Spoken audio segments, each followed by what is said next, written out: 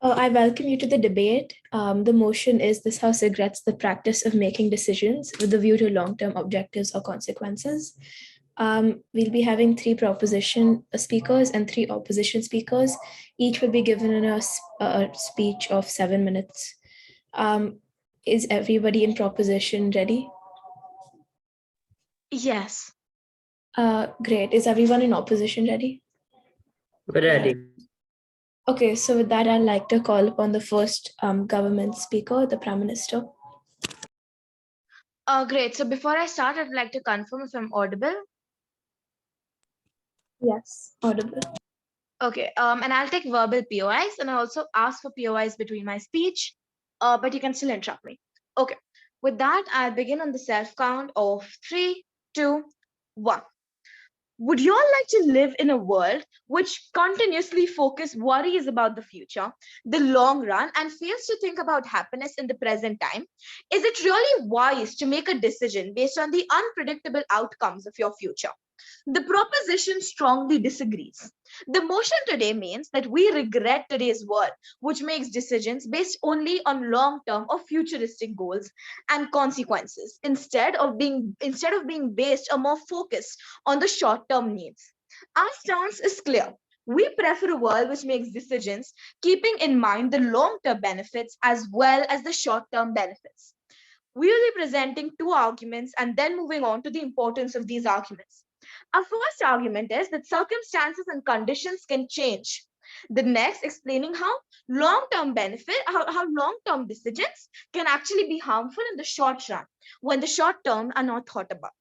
Okay, with that, I'd like to move on to our first argument about the unpredictable circumstances. On the opposition side of the world, we see on the opposition side, or in today's world, the world is a place where people make decisions thinking about something that they may feel might happen 30 years later. But the thing is, these decisions are never sure. You may think you may get a certain job after 30 years, or you may think you may be in a certain university after 15 years, but those things are not necessary, right? All these circumstances can change and situations can change. For example, you may encounter an accident in between these situations. I will not be taking it now. I'll take it after first argument ends. So these situations can change and they're much more unpredictable, right? And let's be honest, 99% of the situations, what we think or what the worrisome decisions we make, thinking about what will happen 15 years later, most of these decisions indeed have to be changed, right? Because these situations are unpredictable. No one, okay, for example, let me give this situation. When we are young, when we're studying in second or third, all of us have the weirdest ideas of what we want to become once we grow up. You may think you want to become an astronaut or a scientist or a researcher, but you may end up becoming a teacher, right? So these situations are unpredictable and they change. And how we grow up is the best example of it. Okay, with that, I'd like to explain how our side of the world is a much better solution. On our side of the world, when people make such decisions, now they are thinking about the long-term and the short-term benefits, right? So they actually know that, okay, fine, I'll take a decision based on what may probably happen 15 years later, but I also need to make a decision based on the things that I may be able to do tomorrow or today. Why not, right? So these decisions will be, these people will be much more, they'll be able to cope with immediate changes, right? Because all their future plans have two variations: short-term benefits, short-term goals, and long-term benefits and long-term goals. So these plans can easily be changed. For example, as I gave the example previously about how we plan ourselves the future, right? When we are young, isn't it wiser that, for example, when we're going to 10th or 12th, we plan out what college we want to go to, what university we want to go to, and then we think about the fact that, hey, I might like to take that career in the future, so probably I'll just save that much amount of money for it, right? This way, we are adapting ourselves not only to the current situation, but to also any other situation that might arise, but also preparing ourselves for what we may think the future might be. Because on today's world, it is nearly impossible to predict what may happen 5 years later. And when all the plans you make are based on long-term goals, are based on long-term objectives, this will make it much more difficult to cope with the current world, to cope with immediate changes, as all your plans are set for a certain time, okay? You may think you will get a job, but you may not get it. For some uncertain conditions, for some for some unpredictable causes. And we give you a world which can actually adapt to these causes in the first place. Yes, I'd like to take that POI now. The proposition is trying to push a way too big a burden on opposition when they say that they'll have short-term as well as long-term thinking. Why is such a binary not present on side opposition as well? Understand that short-term decisions are the way to long-term consequences, are the ones that lead Okay, to I got your question. I got your question. Thank you. So the motion clearly states that we regret a world where decisions are made based on long-term goals, right? So we here are trying to push forward a world where decisions are made based mostly on short-term goals, but even slightly thinking about long-term goals, right? The opposition's world or today's world is a place where we will make goals thinking about the future or thinking about long-term goals, since that is clearly what the motion states. Great. With that, I'd like to move on to explaining the second argument. Most decisions based only on long-term benefits or even more only on long-term benefits can actually be harmful in the short term. Okay, let's look at today's world. You all might have come across these people who are like, we are not going to use technology, we are not going to use antibiotics, right? Because they feel that somehow in the long run, it might harm them. Okay, people don't use technology thinking that it will spoil their eyesight, it will spoil their health. But can you imagine living in today's world, in the present world, without the use of these basic items, without the use of antibiotics, without the use of computers? We cannot imagine a world like that, right? But many people today are doing that, are not using technology or boycotting technology just to make sure that their health is better 30 years later, but spoiling their present life and making it much more inconvenient, difficult, and not apt to the current world. Okay, so what we see on our side of the world is that now people are making decisions based on both short-term and long-term goals, right? So probably I may decide that fine, hey, I'm going to use the computer, but what I'll do is I'll probably have like I'll reduce my screen time on the computer and I'll do some outdoor work as well, right? So that will be a decision taken by a person who thinks about both the short-term and the long-term benefits. Because the opposition's world is one which looks only at long-term benefits, but our world is one which kind of prioritizes short-term benefits but also pushes forward the idea that long-term benefits are necessary, because our decisions will be the one which are more which will still keep the person happy, right? They don't need to constantly worry about the future, since these decisions will continue to make them happy in the present age.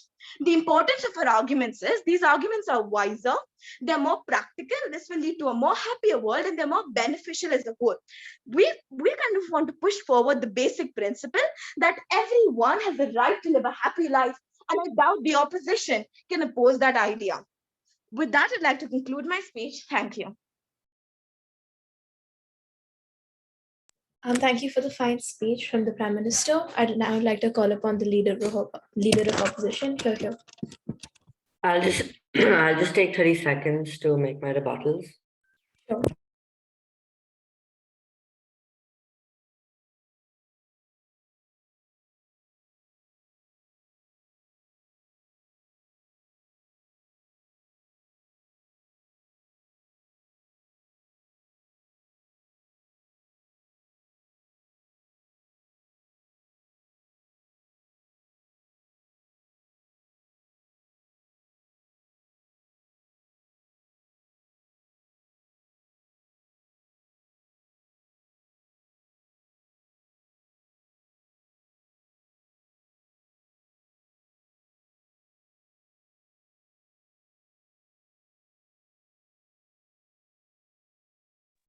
Okay, I'll start now. And I'll be taking verbal POI, so you can interrupt me in my speech.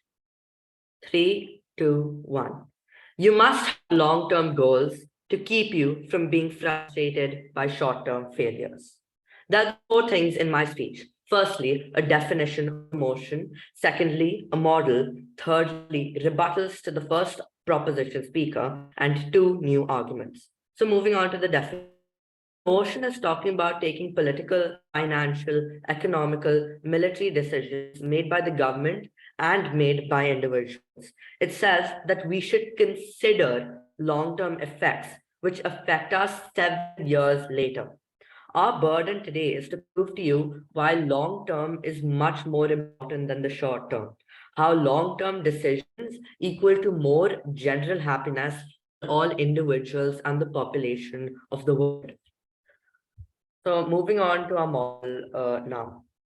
The motion states that we should keep long term in the view, not only look at long term, which means that our first feature of our model is that in case of a crisis, the short term can outweigh the long term, where we will prefer to benefit the short term instead of the long term. Our second feature is that the long term is the ulterior goal, and short term setbacks are definitely okay to achieving a long-term goal. Our third feature is that we act in the best way for humanity's long-term survival. Now moving on to rebuttals. The first opposition talked about how they would keep both long-term and short-term in mind while making decisions. But you should read the motion carefully. It clearly states what OP is fighting for, which is that you should only and only keep short-term benefits in mind. Opposition is fighting for the fact that we should keep both long-term and short-term benefits in mind. We have a conflicting definition here. The opposition also said that long-term decisions are completely unpredictable, that you don't know what job you'll get.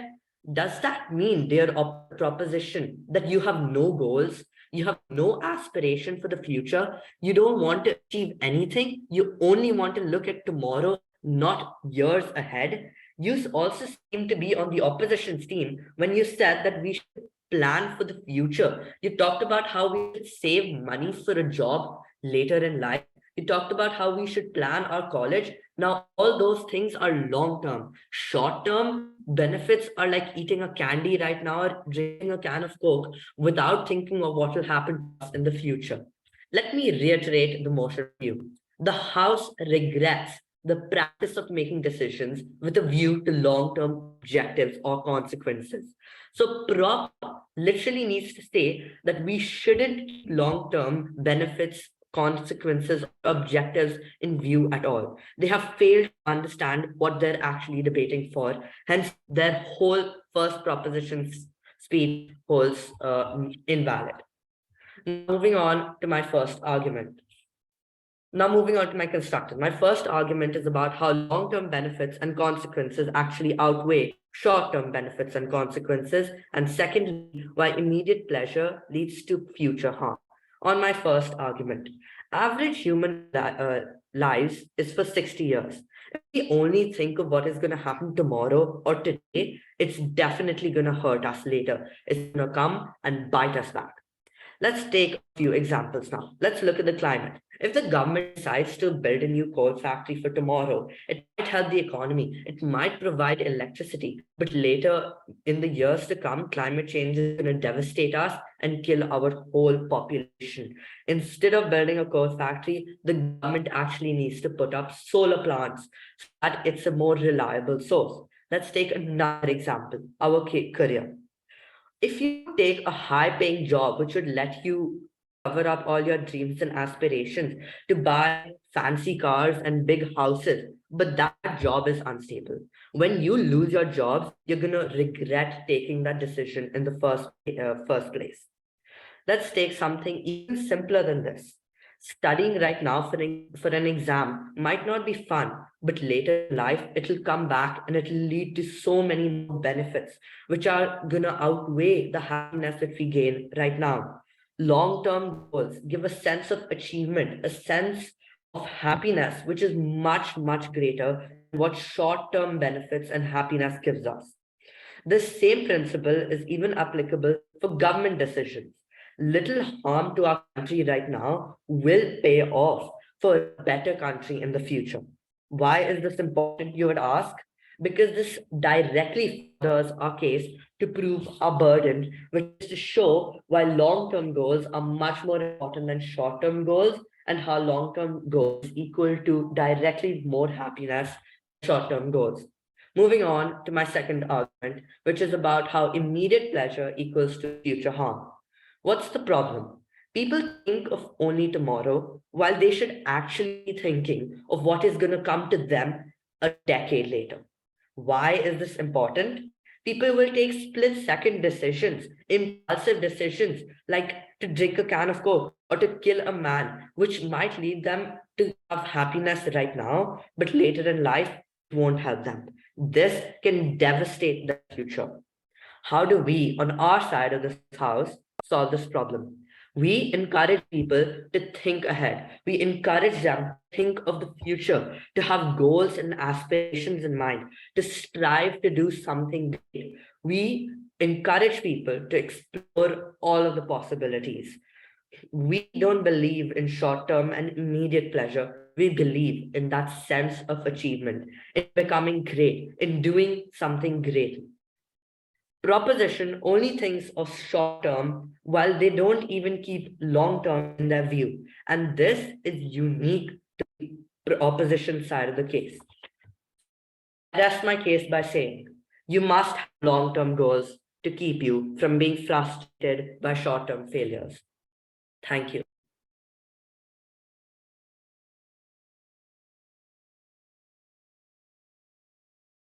Thank you for that very fine speech. Calling on the second speaker, the Deputy Prime Minister of calling for the Deputy Prime Minister. Could I have 30 seconds to go through points and rebuttals? Granted.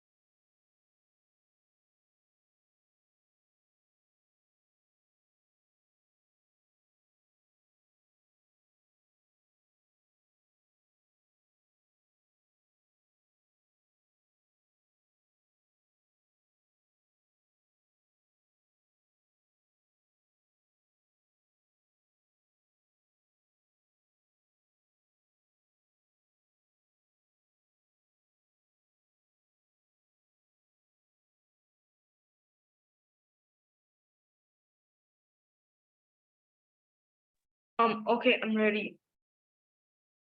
So let me just set up my timer.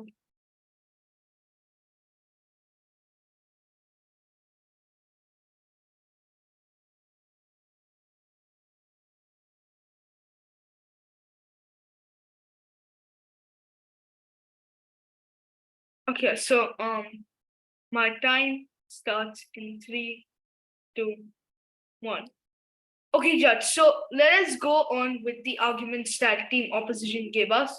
So first, let us look at the main argument about how our side essentially is wrong in considering that we can take long-term consequences, long-term benefits and short-term benefits and put them together.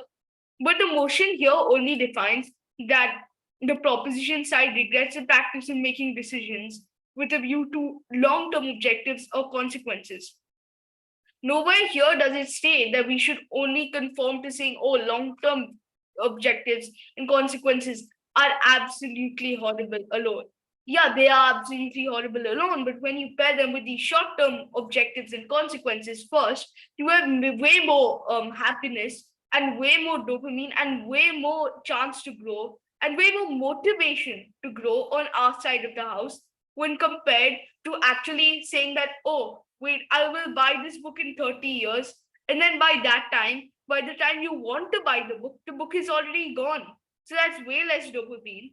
And, and so we show you that in our side of the house, we have more happiness. We live in the present. And why is living in the present important? Because number one, when you live in the future, you don't think about the present. So for example, if I say, oh, I will lend some money to this person. I'll take it after my a few arguments. So if I lend money to a certain person and I go, oh, this money, I will lend this money to this person for 30 years and then he will pay it back. But then during those 30 years, I have a significant chunk of my income removed. I don't have the money to continue my peaceful life. And then I don't have the money to support my family and my loved ones. So even if the goal is all right in the long term, you are inherently having harms in the short term. And it's the short term that matters the most because it's a short term that is happening right now. For example, if I go, oh, climate change is harming our world, and in developing countries, if I do that, then how are developing countries going to grow? Because if they don't have these short-term benefits, if they can't start establishing coal plants and start generating energy and start doing the basic things that even developed countries do today, how are they going to grow? How are they going to expand? How are they going to eventually have enough technology to switch to more green and renewable energy? So our points, when you pit them against team opposition points, directly negate and destroy team opposition points. Now let us go through what we have told you during this entire okay, I'll take it. We do not think that this is a binary between long-term objectives and short-term objectives. Rather than it is about which to be prioritized further into our decision-making process. How does side proposition ensure that there is stability on their side of the house and continued happiness over a long period of time through this particular model of prioritizing short-term objectives over long-term objectives? Look, okay, so when we prioritize short-term objectives over long-term objectives, that is not what we mean. Essentially, we mean that long-term objectives and short-term objectives are both equally important. When coming to a decision, both of them must be taken into picture. Because, for example, if I am selling my car, if I am selling my car today, and I think, oh, I will get this money back and I can enroll in college, then how am I going to go and I can get a job? Then how am I going to go to that job for these few 30 years while I'm getting the money, while I am building up the money in my bank account? Sure, eventually I get something, but for the short term, I don't have the money to survive. I don't have the money to even go into basic resources. I don't have the money to support my family. I don't have the money to perform even my job, and I don't get my salary. Now let us bring in a few points. So first off, we essentially, our side wants to promote short spurts as an extension to the proposition speaker. Our side preferred short spurts of short term plans instead of going full on and in one fell swoop taking all of your ideas, mixing them into one and creating one long-term benefit. Here's why this is better, because number one, you can change these, as we have said time and time again, these short-term plans are intangible. They can be changed. They can easily be changed. And this is what we win on. We show you that these plans can be changed. And these plans are flexible as opposed to long term. Because if you get something wrong in the long term, essentially what this means is that you are messing up your entire future. So, for example, if I'm in grade 2, my goal should be to pass grade 5. If I'm in grade 5, my goal should be to pass grade 8. If I'm in grade 8, my goal should be to go to college and pass grade 12. So in this short term, you have enough time to come to a decision. You have enough time to think about the plan entirely. Now let us talk. Now we would like to introduce another concept, which is essentially you living in the present. Now, here's why living in the present is good. Because number one, when you're a 2-year-old, you don't want to be thinking about 10 years in the future when you're in grade 7 and how you're going to pass all the math exams or how you're going to pass all the English exams. No, if that's what team opposition here is trying to tell us, that 2-year-olds, that people who aren't even ready to be going into these fields should start thinking about it already. They're completely wrong, because when you focus on the present, you have a game plan, you have everything set out for you. And then when you have everything set out for you, when you focus on the present, you get much better returns. Because when you're thinking about the future, when you're thinking about, oh, how am I going to get this money back? Oh, how am I going to do this? How am I going to do that? You don't focus on what's important, the present. As team opposition said, the average human lifespan is 60 years. If we are going to be living in the future, how is that really going to be helping us? Because when you live in the present, you are more aware of what is going on. You are more concentrated. You are more connected with the world. And because of these reasons, because you are more connected and concentrated, you're doing yourself wonders in the long term. And for these reasons, I urge a pro ballot. Thank Thank you for that fine speech. Now calling on the Deputy Leader of Opposition. Here, here. I'll be taking 30 seconds for my rebuttals. Please give me that.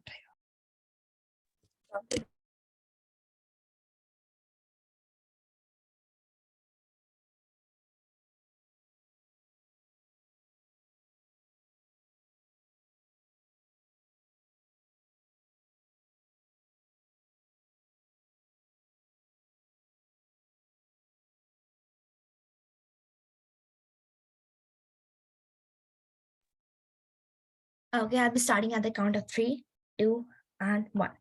Greetings. I'll be starting with the rebuttals at the first.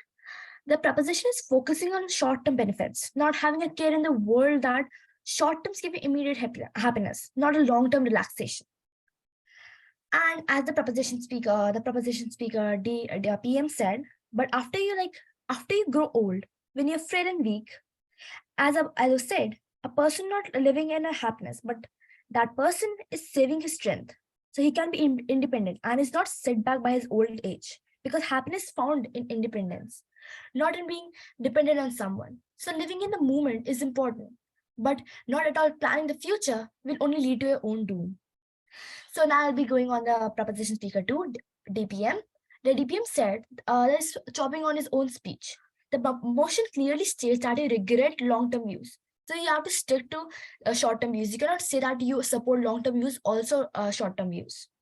You say that you will borrow money from a person and say that you will return it after 30 years. How? POI. I'll be taking that later. Oh. And then you are like, assume that you're broke. That means you have not even thought about what will happen in the future. If you are taking a look at the objectives and consequences, maybe you would have had a backup plan. If this happens, then what will I do? If this does not happen, then what will I do? But you have not seen that at all. And since you said, a 2-year-old will not be able to think what will happen after 10 years. But I sincerely doubt a 2-year-old can think so much. And then thirdly, the proposition is only focusing on young people in school. But as you know, we are known to have guidance in school. That's why we have teachers, we have parents to guide us to go there, We are not only based on our, decisions. But opposition also supports adults and children.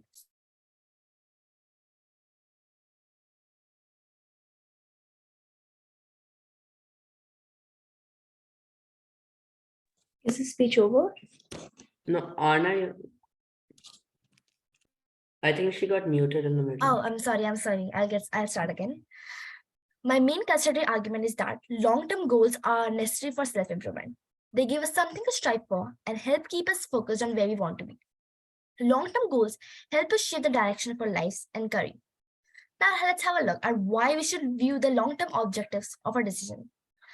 Long-term goals help to keep us focused because setting them encourages you to intentionally decide what kind of future you're striving for. What will you do in your future? You can't just say that I'll become an astronaut and I'll become a scientist at the same time. You need to see what you'll do. And so we need this, so we don't work aimlessly that we also want to become a scientist at the same time and an astronaut at the same time. We need to have a clear goal. Long-term goals give you focus. Also, long-term goals long-term goals, an organization would drift aimlessly towards some unknown end. With no aim, you are drifting towards nothing. And thirdly, long-term planning involves goals that take a longer time to reach and require more steps. But they aim to solve the issue. Or to become successful, we also need long-term planning. You can't just have short-term beliefs that we are doing this and at the moment you'll just become successful. You need long-term planning for that. Now let's have a look. Why should we view the long-term consequences of a decision? So if there is a shortcoming coming towards you, you shall be prepared or at least braced for it. Everything cannot have a positive outcome. That is the reason we must ensure that we face the negative outcomes of our decision, so we are not caught by a surprise. Secondly, what are the advantages of long-term decisions?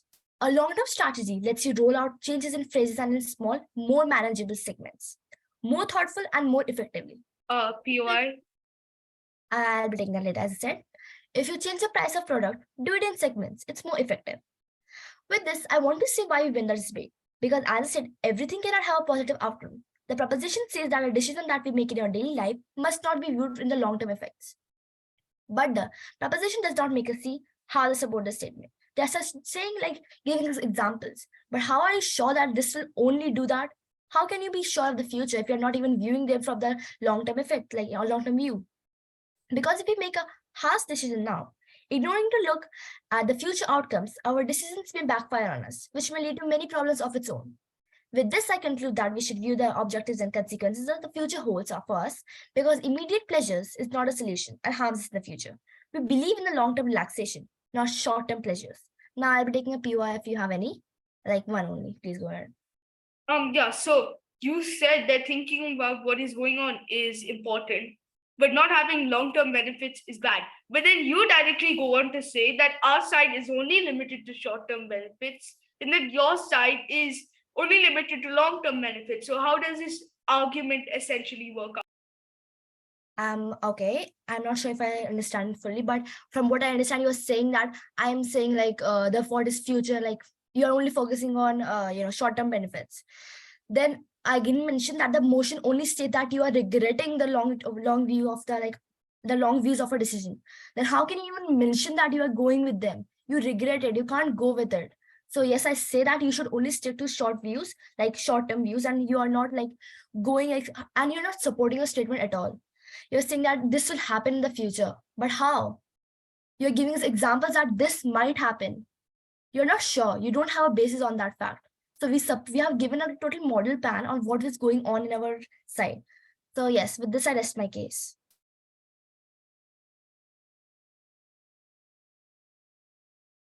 Thank you for that fine speech. Now I'd like to call the third speaker for the government. Can I have a minute to summarize my rebuttals? Sure.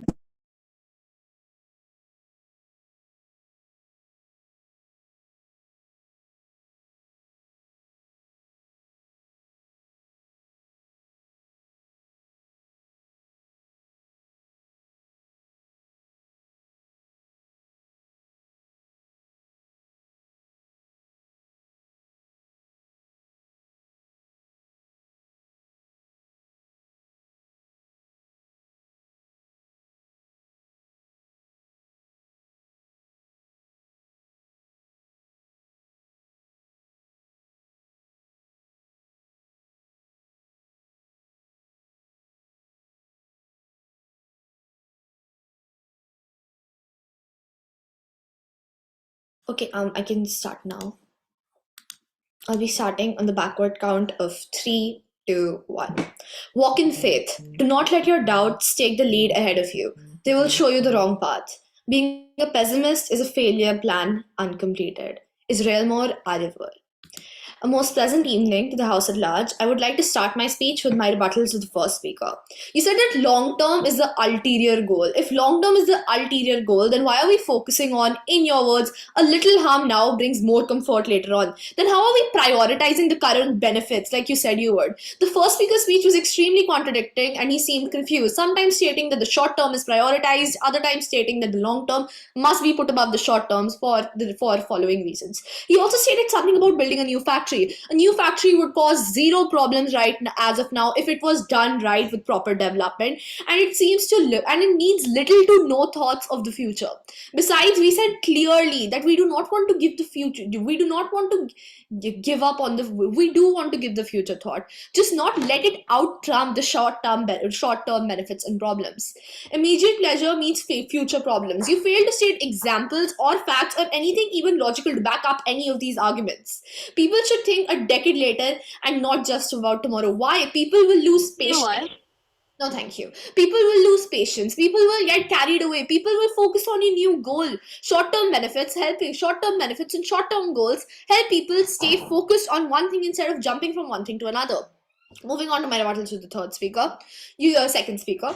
You said that the motion regrets long-term planning, while your first speaker stated the motion is regretting keeping it in view, contradicting your own speaker. Try to keep the debating amongst alternate opposing teams.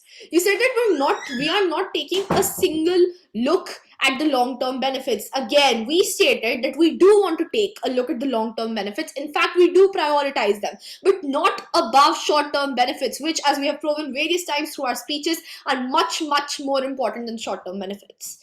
You said that a 2-year-old will not be able to think. When did we say that a 2-year-old is able to think? When did we say that a 2-year-old can support their own actions? You said that we no, thank you. You said that we also support adults and children. There was no explanation. This was just a statement thrown out of the blue. No explanation, no examples, no proof, no evidence, nothing to even say against it. You said that long term goals help keep us focused. How? Long term goals are far away. Long term goals actually help us lose our focus, while short term goals show us how to be focused on one thing, then take a step, another step, another step, and POI. no, thank you.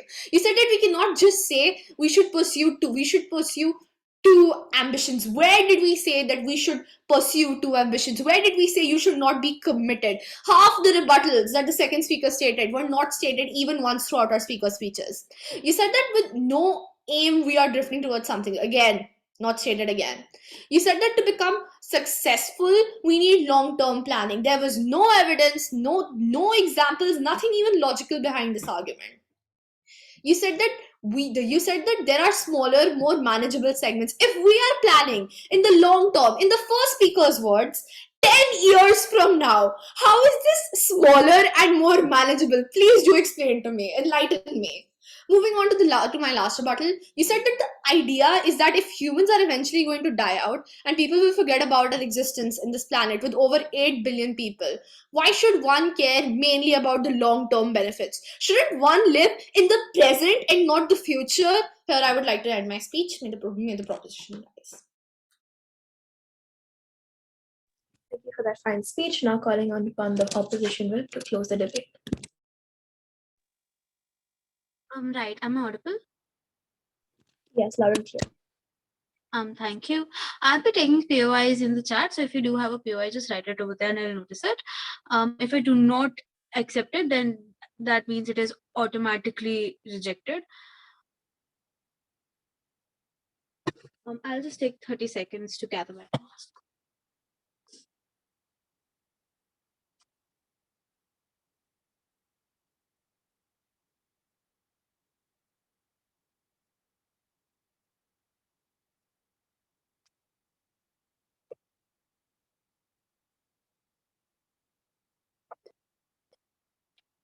Right. Starting at the backward count of 3, 2, 1. I would now attempt through my speech to enlighten the third speaker's side proposition over why 3 targeted reasons they lost this debate. These 3 reasons are going to be based upon whether or not they've satisfied the burden, what the burden was in the very first place. Second was which side ensures much more happiness. And third is that which is better, present or the future, and what prioritization are we going to deal with, right? But coming over to the first one, a targeted response over to the burden that they've established for themselves. Note panel that whatever side proposition tries to tell you, it would not stand, because in a this house regrets motion, you need to tell us the comparative that you're drawing. The comparative be that whether or not you're going to have long-term objectives or short-term objectives.